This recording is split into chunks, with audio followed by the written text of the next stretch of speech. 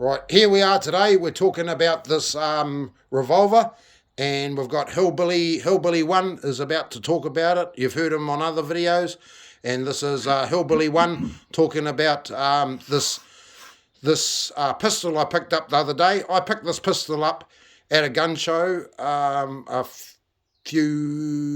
a month ago, and it was the picker out of all the guns that were there.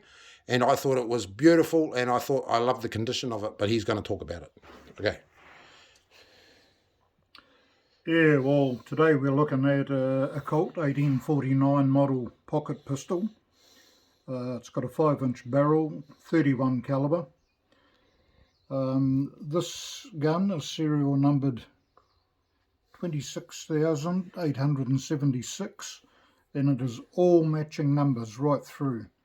The loading lever is numbered underneath, same as the gun. The wedge is numbered to the gun, so this gun is 100% original.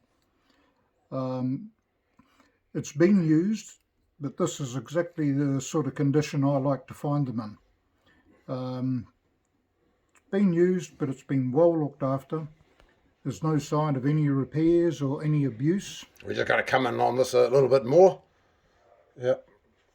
It's got virtually all the cylinder seam is intact. It's a wee bit faint, but it is visible. So it's got etching on the cylinder, isn't it? Or etching, or different motives on the cylinder, isn't it? From my memory. Yeah. Well, we can't see it all at the moment, but these ones have the stagecoach seam. Yeah. And Stagecoach scene, is it? Yeah. Yeah. Oh, yeah. This all works. I didn't even know that. Exactly as it should. Yeah. You might. Oh yeah, I can see a bit of a stage. You can see the stagecoach there. Yep. Oh, Jesus, I didn't even know it had. I saw the wheel on it before, but I didn't know it was a stagecoach. Yeah. Yeah, so the grips are in really nice condition. Again, they've been used. It hasn't been used as a hammer like a lot of them, all marked under here, and they chip the grips. The nickel plating on it, on Steve, I'd just like to talk about the nickel plating, because I got told that by a collector that the nickel plating, it's not so much worn off and there's still some of the nickel plating on it. Is that correct? Yeah, well, some people say this is silver, some people say it's nickel. The Colt collectors will know. But yeah, there's good traces of the nickel.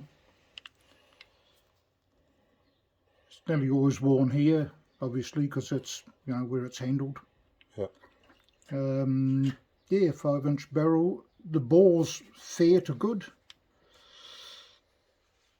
which is a bit unusual for a gun of this age. Yeah, most people that talk about these things, he's coming from a guy that sort of collected these things and seen a lot of them over the years.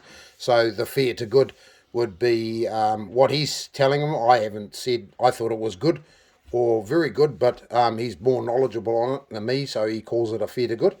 Yep. Yeah, and I'd rather sort of under describe something than over describe it. Yeah. Okay, and what's the top of it that's got a maker mark and whatnot on it? Yeah, this has got a 2-line address on the barrel. Yeah. Address.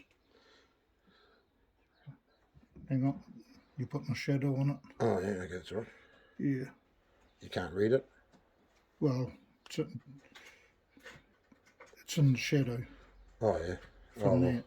Well, yeah, well that's all right. We'll just spin it around so they can see it anyway. Okay. Yeah. Well, we got address Samuel Colt, New York.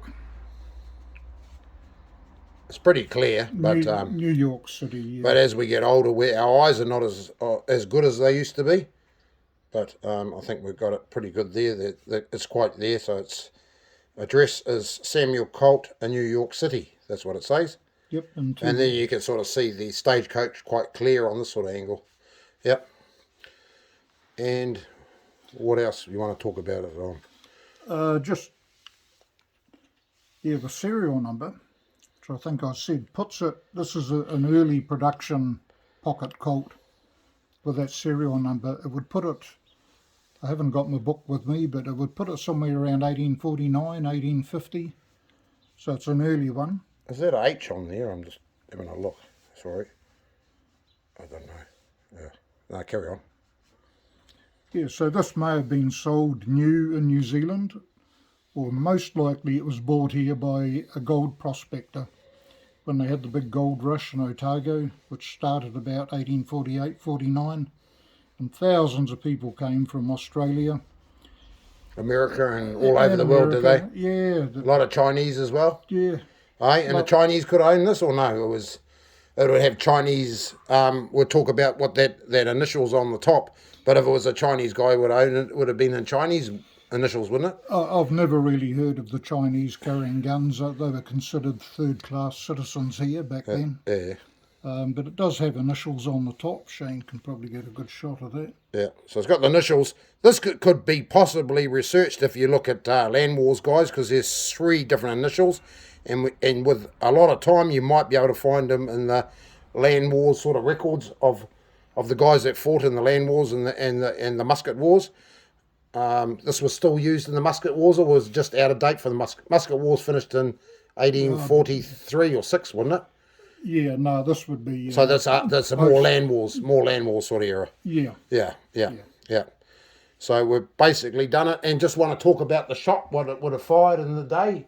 And we've got a ball over there, but I'm not sure where it is. Pete, if you could find the ball or Hillbilly too. I don't know about the ball. There's a little ball. Yeah, the smallest one there. Or we've left it on the counter, I don't know. But they fired 2 different rounds, and give me the other example of the big one. We should have brought this over before, but we've been talking, and the bigger one.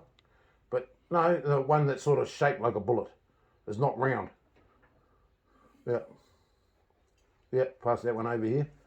So they basically fired 2 shots. These are obviously not the right ones for it, and they're a little bit smaller and bigger, but they used to fire both of those, is that correct? Yeah, they could either fire a round ball or an elongated bullet. Elongated bullet. Well, this is obviously it's too big for the gun, and this little ball is too big for the gun as well, but not by much. Yeah. Well, a lot of the original Colt moulds had 2 cavities, a round ball and a conical bullet.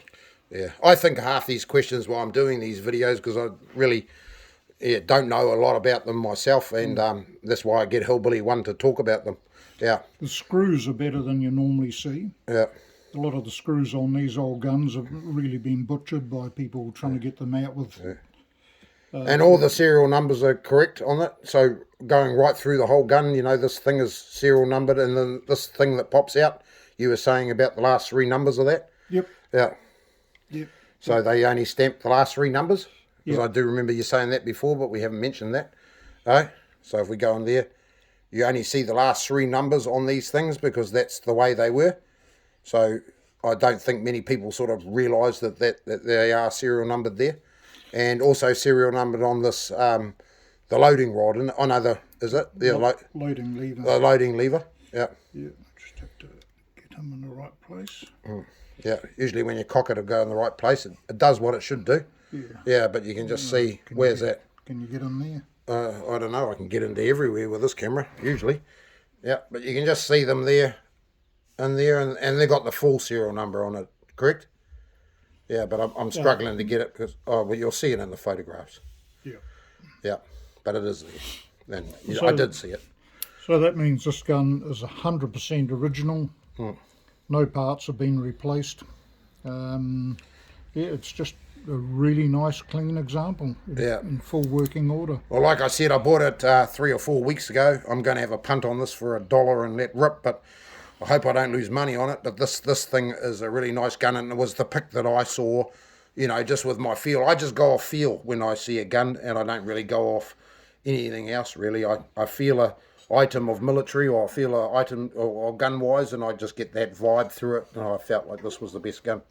And all the nipples are really good too, which is unusual on an early percussion revolver, because so many people dry fire them, and it cracks or crushes the nipples and destroys them. But these are all. And how long did it take to load those cylinders? Hillbilly One, roughly, or do they carry a couple of cylinders in their pocket already loaded? Correct. A lot of people did in the American Civil War. Carry a spare loaded cylinder, then just drop the barrel. But what about if it was issued to a guy from the army, or it was a private purchase from a officer or something? They would have carried spare cylinders with them, wouldn't they?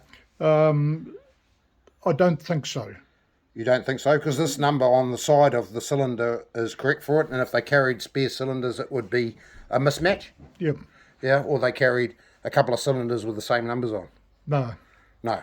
No. No. There will only be one cylinder in existence with that number. Oh, yeah. And if they had spare cylinders, they'd just be unmarked cylinders. Yeah. And with no etching or no numbers or anything on it. Well, sometimes you see old Colts and the cylinder is a mismatched number, and that's partly why. I've read about in the American Civil War, I'd carry 2 or 3 spare loaded chambers because that was much quicker than, hand loading them. Yeah. Yeah, but anyway, I think we'll wrap that up. Hey, Steve, got anything more to say about it? No, it's just a really nice gun. I'd be happy to own it. Yeah. Well, anyway, we're going to wrap this up. We said we'd fit it in 3 minutes, but we've actually done 11 minutes and 2 seconds, which is a lot longer than we thought. We thought 3 or 4 minutes. Thank you.